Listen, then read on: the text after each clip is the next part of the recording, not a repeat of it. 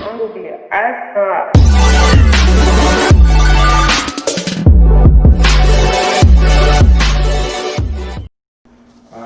Who got back on BestsPointOfViewTV today? King B So talk about King B. Who's King B for people that don't know? is a rapper. From where? You gotta give him more than that, just that. Rochester, New York. So word, it's not your first time on BestsPointOfViewTV, but like, what happened last time that made you want to like redo the interview again? What happened?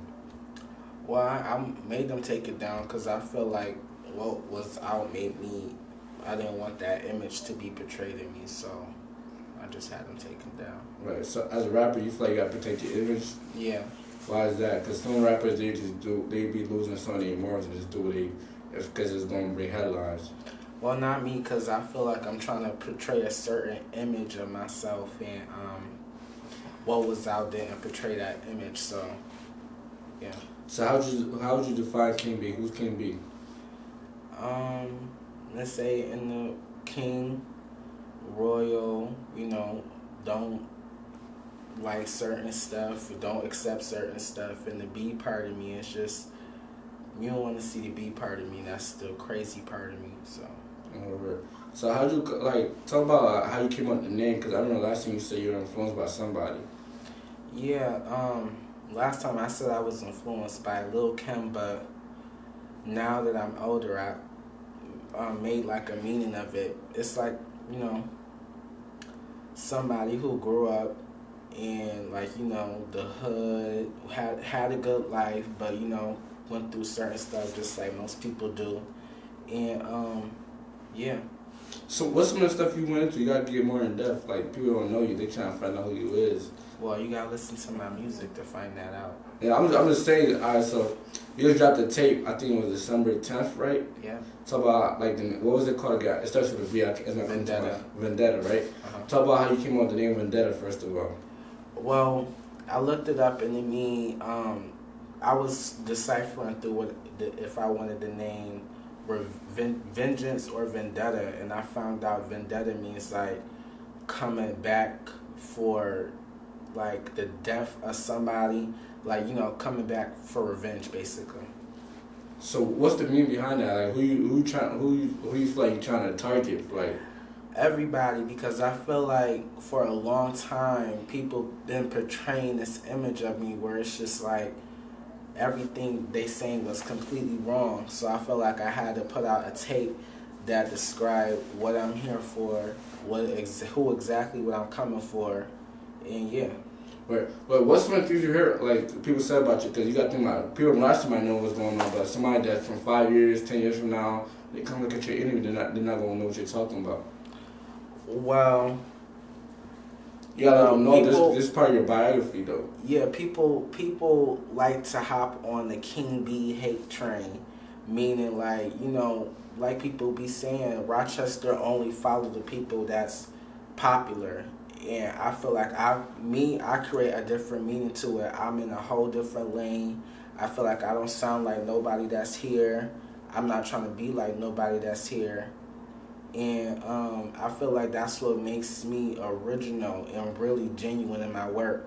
So when I go into the studio and I say what I say in my tracks, I really mean it. It comes from my heart. So you said original. What's your sound for people that, like, you got to think about somebody might not ever heard your song, but you might see this and be like, yo, like what should make them more quicker your song? It's like, that old school sound mixed with the new school. Basically, what I've been trying to do with my music, I've been trying to recreate the actual meaning of music, because the music I listen to, it got a meaning to it, you know what I'm saying? I feel like everybody, especially now, sound the same, talk about the same stuff, money, bitches, all of that stuff, and although that is in my music, I feel like I talk about more stuff than that. I don't want to sound like every other artist. I want to be original. So what's some of the shit you talk about? Like nobody's gonna go straight to listen to my full tape. You gotta give them like your introduction. It's like this way you should check my music out. Like tell them what you talk about. What can they relate to? I talk about the struggle, some of the struggles I've been through as a teenager. Death. my experiences with life. I talk about God, and I feel like people don't value God that much, and people feel like it's an unpopular thing to talk about. But I feel like if you really believe in God and you have faith in that, then that's what you should talk about. Alright, so like you be like a young kid, seem like our age generation is like away from God. What made you say like let me reinforce this on people? Because I always grew. My grandma and my mom, they always enforced God on me. They made sure that I believed in God, and not only believe in God, because people do believe in God, but it's always the same stuff. It's saying a lot of people believe in the same stuff, and I believe if you really have a personal relationship with God, people interpret it in different ways, and yeah, I feel like I got close, especially now, I got closer with God from my last interview. I feel like he just do things, like, he just do things for me that's unexpected. And yeah. Let's talk about that. Like, what's some of the things you said you got closer with your God from your last interview? That's probably like a good 2 years. What's some of the things that changed your life that made you feel like God is real? Because some people be questioning God. So you gotta go more in depth, bro. Well, I wouldn't question any. What would I say? I wouldn't question anybody that is questioning God, but like you don't gotta question. I'm just saying like, what's some of the things you did, like some of your miracles that was like somebody might be watching, they just questioning God. And you like, nah, God did this for me that I know this true. Like, let them know what's going on. It's basically a lot of stuff. I went through a lot of stuff. Although I had a good life, my mom made sure she provided me with a good life. I had to go through my own stuff mentally. I went through a lot of hardship in my life, and I feel like if it wasn't for God, that I wouldn't have made it out of that, or my mental wouldn't be as strong as it was. Because I started to notice that it's a lot of people that's not like me, and that's probably why I portray that through my music too. I feel like I have a different mindset than other people. I feel like people just, like, especially with this generation, people always think of the same. Whatever another person thinks, then that's what that person thinks. It's a bunch of followers. It's a bunch of followers, right? Yeah. So how did you learn to become a leader? Like, was that like something you just always brought into, like, or just? Well, I feel like I always been a leader. Like I said, I always been different from everybody else. My mindset always been different. I always had that type of grown mindset, and my strength been different. I feel like people couldn't walk in my shoes, especially at this age. Now that I think about it, it's like I really been through a lot of stuff. And so I'm so glad that I'm still here to talk about it. And I feel like that's what people need to do nowadays. Talk about what you're going through, because you never know who might relate to your story. So you feel like venting in music like the best way for you to like express how you feel to the community? Because with me, it always been hard for me to express myself in any other way. Like, I couldn't put in words what I've been through or what I could say about life, period. And I feel like with me now in my mindset, because now I'm 18 and I'm grown, I used to feel like, why did God choose me to bear all this stuff? But then I had to think about why, because King, it's not new to me. King, I always been called King ever since I was a little baby. My uncle literally held me up in the air and called me Simba. I always felt like I was the chosen one. My family always made me feel like I was the one that would change, the cycle in my family. I'm the first of few to graduate in my family. I'm about to graduate in June. To actually pursue something, and I have morals. That's one thing. I have morals that other people don't. What's some of those morals? Authentic, genuine, be happy. You know what I'm saying? And I feel like it took me a long time to actually find myself, because I was so worried about what other people had to say about me.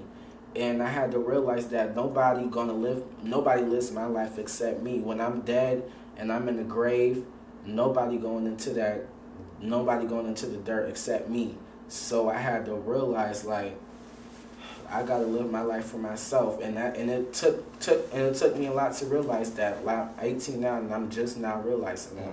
So you say you're just 18, you're about to graduate in June, right? Mm-hmm. Talk about like the shift from school, going to school every day, Monday through Friday, from you hanging out with friends every day, to like this your senior year, so you didn't even get to really experience like a senior year as like a real senior in class every day. Talk about like the change, the shift.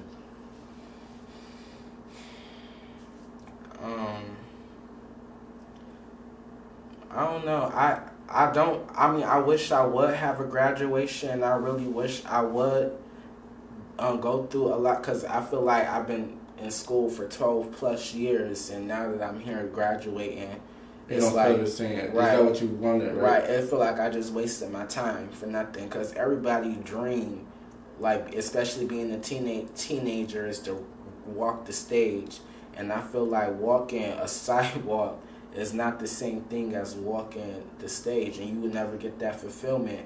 But ultimately, like, I'm going to be happy regardless, because I got my diploma, and a lot of people can't say that. Right. What's some of the things you took for granted? Like, you know how you was going to school every day, you probably was like, I don't want to go to school today, or I don't want to go. And like, what's some of the things you took for granted when like Corona hit? Like, what's some of the things you missed? Just the feeling of being in school. Like, although we do the Zoom classes and stuff, I feel like I can watch a WXXI show and get the same stuff. Like, it's no meaning in school. Yes, our parents send us to school to learn and stuff, but I feel like when you go to school, you actually get that experience of being by yourself, communicating with other people and stuff. And although that's true, I wouldn't change anything about this year, because at the same time I learned a lot about myself this year. All right. How did Corona affect you musically? Like, what was going on? What's some plans you had? And then how did like it slowed you down in 2020? I said this year. Well, I was supposed to go to this Coast to Coast concert. In New York City, right? Yeah, New York City. I went there and everything got canceled. I mean, they keep getting rescheduled because of the COVID stuff.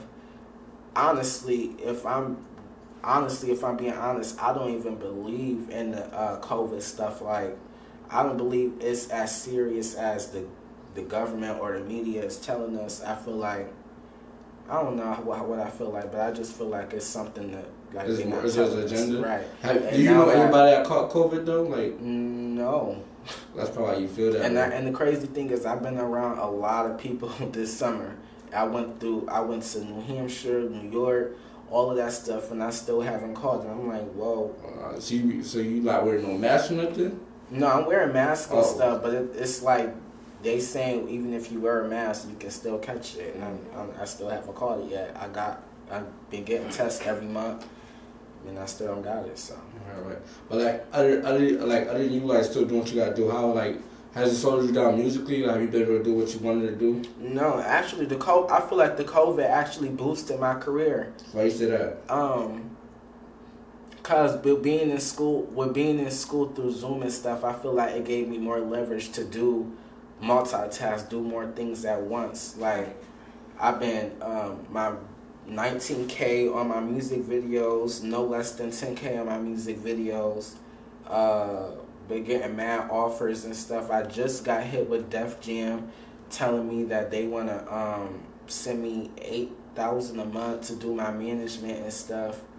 Beats, DMX been hitting me up, Cassidy, all of this stuff. I feel like it hasn't affected me musically, but I wish things was, the same. Right. You said Cassidy? Yeah, Cassidy. You said Cassidy. Who else you said? DMX. How does it feel like to have like legends in the game hit you up, talk about they want to rip with you? Yeah, King B. I feel good about it, but at the same time, I'm humbled about it because people just like me, they started off the same way as me. I'm blessed. Like I said, I'm blessed. That's why I believe in God so much, and I force God so much, because I was praying, because I felt like things wasn't happening for me, and I knew that I knew that I had the talent, I knew I had the skills, I knew I had all of that stuff, but I just felt like things wasn't happening for me. But it took, and I was literally almost about to quit music until all this stuff started happening for me. So you got guys like DMX, and what are some of the things they're telling you? What's some of the things that, if you don't mind sharing? Yo, you dope. Cause you know I did 2020 and it hit 19K, and it was a remix of DMX song, and he hit me up and he like, yo, I heard your track, you sound mad dope. I think I want to do well, I don't want to tell everything, but we in the works of doing something. Me, him, Cassidy, Benny the Butcher, Mano. It's just a lot of people, a lot of stuff that's been happening for me. I'm blessed for it to happen, but I'm humble at the same time. That's what's up. So now, do you feel like you get your credit roster? Because you say, like, I think I seen a stats where you like, bro, you come for every roster rapper or you got a diss track. What's going on with that? What, you talk about me coming for every Rochester rapper? Yeah, you feel like you feel like they don't support you or something? I've been feeling like that. Like I said in the first interview, I think I felt the same way. And they don't get to see the first interview because it got took down, so you got to explain more in depth for me. Yeah, but I said in the first interview that, you know, the people in Rochester, they just, like I said, they go for popularity and not talent. And other people, it's crazy because I always look for people in my city for their credit to give me, but it took me until this year to realize, like, it's a whole 49 other states that supported me, that's listening to my music. 100. I just released my album in less than 2 weeks. It got 149,000 streams on it, getting paid for my music. It's just crazy how things just blowing up for me, but I'm blessed and I'm humble. All right. Who are some people you rock with from the state of Rochester, though? Because we've seen a couple guys like Zona Meek perform at your performance, Perko, I think Jocko, I'm not sure, perform at your birthday party. Nobody. I thought you had them planned to schedule.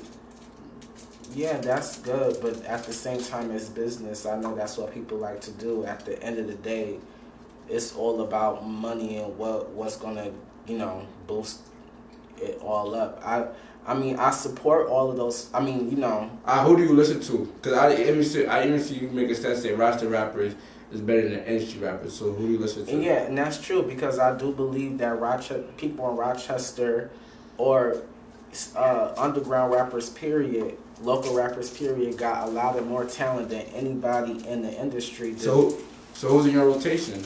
Me? Yeah. Me, my cousin, rest in peace to Soul Carter. F95 Carter? Yeah. I like a lot, what's his name? Ice Savage, Reese, Tay Sav. I see you got a song with Tay Sav. And that's about all. So you're not trying to work with other Rochester rappers for real? I'm not saying I'm not trying to work with them, but I'm not pressuring it either. Right. At the end of the day, I got industry people trying to work with me, so what I look like begging somebody from a local artist to try to work with me, I'm not doing that no more. Talk your shit. Now, about who's some people you listen to in the industry? Like, who you grew up listening to? Who I grew up listening to? Yeah. Well, I always said that I never liked the new school generation of music. I grew up listening to people like Chris Brown, Usher, Lil Kim, Foxy, Nicki, DMX. I just like anything that sounds good to me, I'll listen to it. But now I like the Baby, I like Lil Baby, I like Megan, and yeah. Right. Well, you just say you don't like listen to new school rap. Why is that? I used to didn't like it because I felt like at the time, like I was saying, everybody sounded the same. But now I hear it's you could kind of see the drift in music happening. It's like, talent is starting to matter all over again, and I like it. So what's some of your plans for 2021? Like, what you got going on? Keep my foot on everybody next. All 2021, y'all gonna see what's happening. I got this big performance in June in Orlando. So you doing shows? Or you trying to grow outside of Rochester? We see. Yeah. What's some of your other plans? Because you say you're gonna graduate high school this year, right? Yeah, graduation is definitely not even nothing to think about. But after graduation, yeah. Hey, you plan going to college or what's going on? I'm gonna take a year off of school and hopefully see what things drift me to. I'm really looking to be signed by a mainstream label before August of this year. Why you feel like, alright, so let's say it's your pitch to a label. Why should they sign you? Me? Yeah, why you don't want, what makes you feel like you're going to change the label, you're going to bring them back, you worth all the money? Like, this your pitch to them, give them a job interview basically. Like, give them like, why you the next one to blow up? Out of a small city called Rochester, New York. Well, like I said before, I'm original. I don't sound like anybody else. I'm versatile in my music. I know how to switch it up now. I'm just a dope person. I feel like my performance skills, that's what I miss about before COVID. I used to perform. I used to blow stages up. All of that stuff. You definitely gonna invest into them. Yeah. That's just that. Talk about some of your crazy performances. Like, I think I seen a video, like, I think it was MLK Day. I don't know if it was this year or the year before that. You talking about the post that I posted on yesterday? Yeah, for yesterday. The King Day. Yeah. That was one of my performances in school for Black Lives Matter. That was a good performance, but I feel like now, if I was to get on the stage, I'll shake the crowd, literally. So you've been performing at schools? Yeah, because although people, I listen to criticism and all that stuff, and I understood what people was talking about, and I kind of understood why people wasn't fucking with me the way that I wanted them to. It's because, I enforced that old school music, old school sound so much that it sounded dated, you know what I'm saying? But now that I know how to mix both of those together, I feel like, honestly, I'm the dopest in the city right now. And I say that confidently. So you feel like you're the dopest in the city? Absolutely. That's what's up. You said, like, you performing at schools, right? Mm-hmm. Talk about getting love from your school, because there's a lot of people that rap and make music in their schools, but there's not too many people that say, I could perform at my school. Like, and you had a crowd of people. Yeah. I never was, like, shy or nervous to perform in front of stages. Like, honestly, my confidence for rapping started in school, because before I was a little bit nervous. I didn't know how people would take me and all of that stuff. And although, like I said before, people in Rochester just like to hop on the King B hate train, I feel like, I don't know, it's just something about when you get people from the industry, legends, hitting you up out of nowhere, you hold your crown differently. Right, that's what's up. That's respect. Now, so what project you got coming out in 2021? What can we expect from you? Like, what's going on? Other than perform, you say you about to perform in Atlanta. You say you about to graduate. Let them know what's going on. What can they expect from you? What song you gonna be pushing? What's going on? How many videos you gonna be shooting? It's gonna be a lot of videos, single after single after single, dropping consistently. Now that I got this management team that's pushing me. So you sound like a management deal. Mm-hmm. What made you say that was the right choice? Because a lot of people say I'm gonna stay independent to like the right. People don't even want to sign management deals or record label deals. What made you say like this? They got my best interest. Well, before what was it? September, I think. Yeah, before September. No, after September, I was signed to Loyalty Over Everything Entertainment. It included Carter Hayes. Carter Hayes, rest in peace, his soul too. He managed me and he pushed me. He really pushed me. He thought that I could be the biggest artist of like the whole entire world. And I really took that. Now that he passed away, I want to enforce that into me, because I feel like other people believed in me more than I believed in myself. And now that I got that confidence, I feel like nobody can touch me in the city. And I don't mean to sound cocky when I say that, but I've been feeling like that for a long time. Welcome back. My camera had kind of died, so I had to cut it short, but we back. So talk about what you were saying again, bro. About the community and all the Black Lives Matter. No, before that, about like working with other people and shit like that.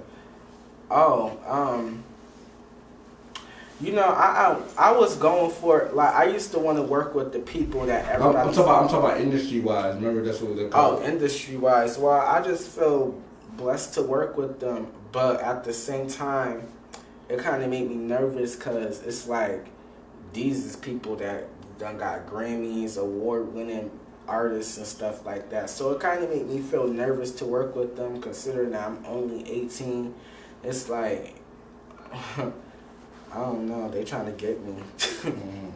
Now, so so I know, like, I don't know how long ago it was, but there was a situation with like Daniel Pro where like an officer was he was like shot by a cop in Rochester, and this for your shade. So tell how that feels to be like in the same city where police brutality is going on with everything.